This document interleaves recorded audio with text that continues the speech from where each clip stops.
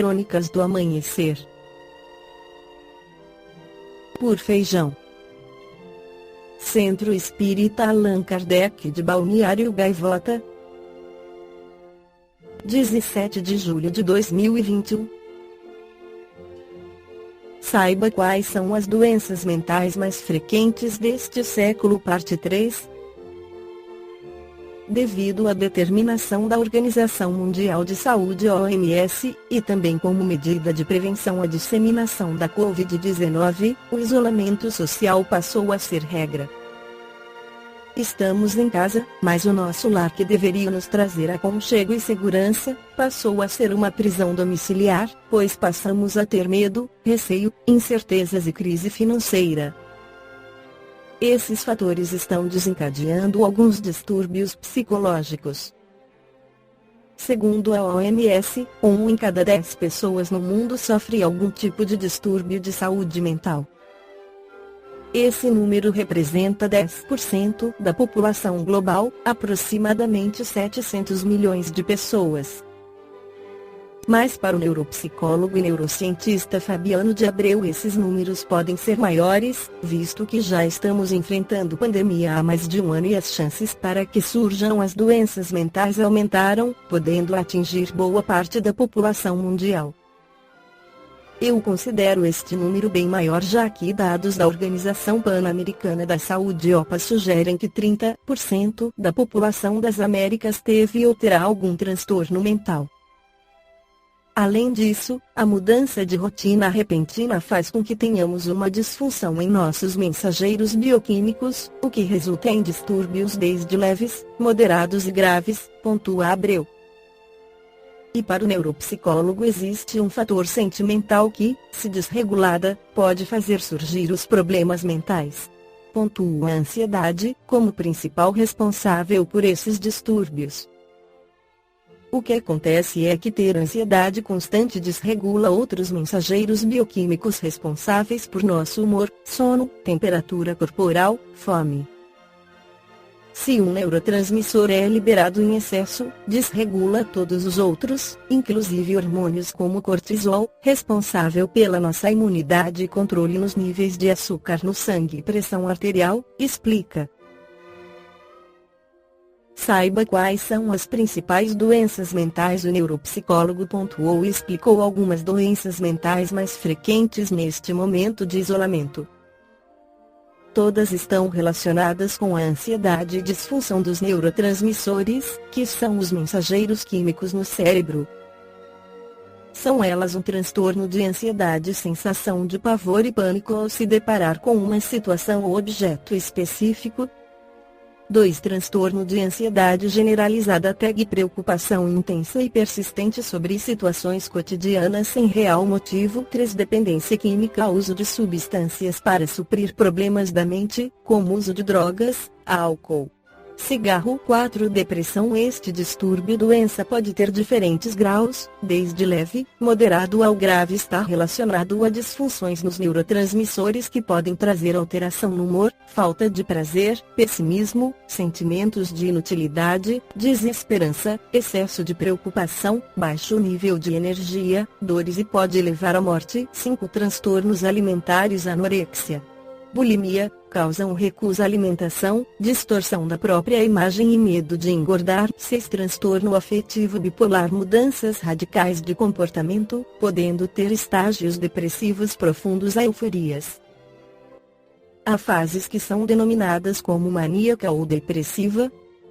7. Transtorno sono-vigília, dificuldade de dormir, insônia, que resulta em cansaço, dificuldade de raciocínio e memorização.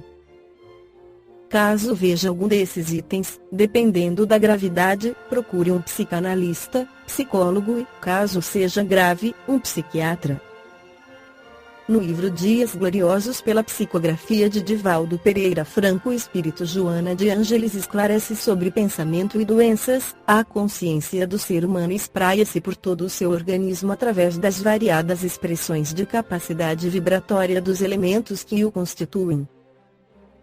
Desse modo, operando em harmonia conjunta, cada célula é portadora de pródromos de consciência individual, em cujas tecelagens delicadas se imprimem as necessidades evolutivas do ser humano. Trabalhadas pelos comandos automáticos do perispírito, elas resultam da condensação de ondas específicas que conduzem os conteúdos morais encarregados de produzir os órgãos e os diversos mecanismos constitutivos do indivíduo. A célula é, portanto, em si mesma, a materialização do molde energético elaborado pelo modelo organizador biológico. Quando ocorre a disjunção molecular de cada uma, pelo fenômeno da morte física, não se dá a desintegração ou o aniquilamento daquele que a constituía, permanecendo como a parte integrante do conjunto ordenador. Como consequência, cada uma possui registros especiais que se encarregam de sincronizar-se num conjunto harmônico total. Esse tipo de registro pode ser considerado como uma forma de consciência embrionária que conduz e preserva informações sobre as ocorrências de que participa. O perispírito, dessa forma, é também constituído pelo conjunto dessas consciências celulares que formam a consciência global encarregada de transmitir ao espírito as memórias, as conquistas e realizações de cada experiência reencarnacionista, e de todas elas em conjunto, sempre alteradas conforme as transformações naturais da etapa vivenciada. Os pensamentos que se originam no ser espiritual, à medida que se transferem para as áreas da sensação, da emoção e da ação, imprimem os seus conteúdos nas referidas células de energia que os executam na forma física, estabelecendo os resultados conforme a qualidade da onda mental. Graças ao teor vibratório de cada emissão pensante, a carga estimula a consciência celular que se sente mais fortalecida, gerando saúde, ou se desarmoniza, produzindo doença. Mesmo que venha desestruturar-se a célula física, no processo de desorganização liberta a de natureza energética que influenciará os futuros mecanismos de equilíbrio ou de desajustes do ser humano.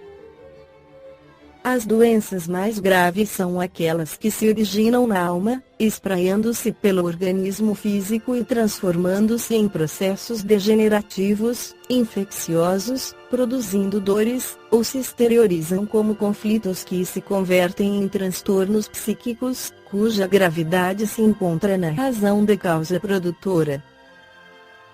A sementeira do ódio, do ciúme, da inveja, da ira e de outros anestésicos do espírito produz vírus e vibrióis psíquicos que atacam o próprio como organismo daquele que, desprevenido, inspirou a produção dessas ondas devastadoras que a mente produz e direciona conforme a sua estrutura moral. Ao mesmo tempo, idioplastias sustentadas pelo pensamento fixo em ideias perturbadoras e agressivas, contribuem para o surgimento de toxinas que invadem o organismo, desarticulando-lhe a estrutura vibratória, enfermando, e trabalhando para matar-lhe as defesas, os fatores imunológicos. A conduta mental expressa o nível de evolução em que estagia cada ser, encarregando-se de produzir bem ou mal-estar, saúde ou enfermidade, alegria ou tristeza, sempre resultando da faixa vibratória em que permanece. Essas condutas esdrúxulas, em que muitos se comprazem, transferem-se de uma para outra existência, graças à memória e consciência da célula psíquica, que modelará a equivalente orgânica com a carga de energia que conduz. Assim, essa onda influenciará a criatura desde a sua formação genética, alterando-lhe a estrutura de acordo com a qualidade da mensagem de que se faça portadora. As enfermidades da alma têm caráter psíquico e se encontram nos refolhos da mente desvairada, que se vincula aos estados aberrantes do comportamento, quando poderia ser direcionada para as aspirações do equilíbrio, da razão, da felicidade. Os sentimentos vis abrem campo à sua instalação, tornando-se de diagnose difícil e tratamento deficiente, improvável de levar a resultados favoráveis à saúde. Assim, os desvarios do sexo, as viciações de toda a natureza, a irascibilidade, os estados pessimistas transformam-se em agentes vivos que se encarregam de agir conforme o direcionamento que recebem do dínamo mental gerador do qual procedem. Da mesma forma sucederia se fossem cultivados outros sentimentos e preservados os valores éticos promotores do ser, que se encarregariam de corresponder à fonte produtora com das de bem-estar, de esperança, de harmonia, de felicidade, os cromossomos que se implantam na estrutura física mediante o núcleo da célula em que se estabelecem, mantêm-se no espírito graças ao citoplasma no qual se ficham. São indestrutíveis, enviando suas mensagens através do núcleo genésico, ao tempo em que plasmam as futuras formas vivas em todos os seres, no plano físico ou no espiritual. Quanto mais a investigação científica penetra na estrutura da forma, melhor verifica ser a mesma uma aglutinação de partículas cada vez menores até perder-se na energia que é o ponto de partida para a matéria. Como o espírito é energia pensante, princípio inteligente do universo, assimila as vibrações mais sutis e exterioriza-as mediante ondas mentais que se corporificam, tornando-se parte integrante do conjunto em que a vida física se expressa. Assim sendo, as viciações geradoras de enfermidades da alma que permanecem como depressão, tormentos íntimos, angústia, insegurança e outras quando se dá a desencarnação do paciente, prosseguem imantadas aos campos psíquicos nos quais foram geradas, exigindo o período correspondente de mudança mental para serem diluídas e desaparecerem. A ocorrência da morte biológica não faculta a libertação dos hábitos perversos e doentios que foram acalentados durante o largo período da existência física.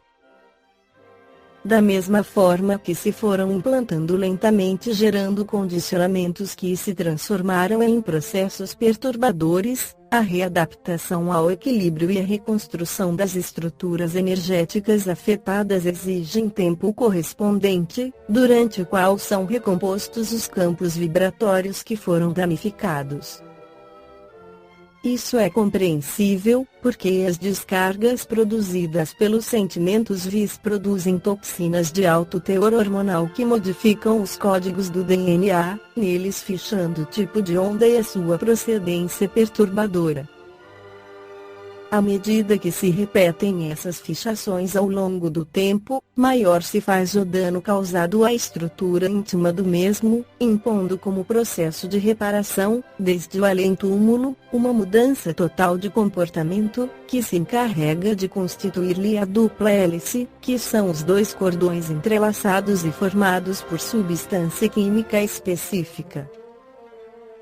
Assim, as enfermidades da alma se farão recuperar somente quando houver transformação estrutural do pensamento, que se encarregará de construir novos alicerces supersutis, que se consubstanciarão nos futuros códigos de DNA, restabelecendo a consciência individual das células e, por fim, integrando a consciência do ser no conjunto da harmonia da consciência cósmica. Balneário Gaivota, 17 de julho de 2021. Por Feijão. Centro Espírita Allan Kardec de Balneário Gaivota. Que a paz esteja com todos.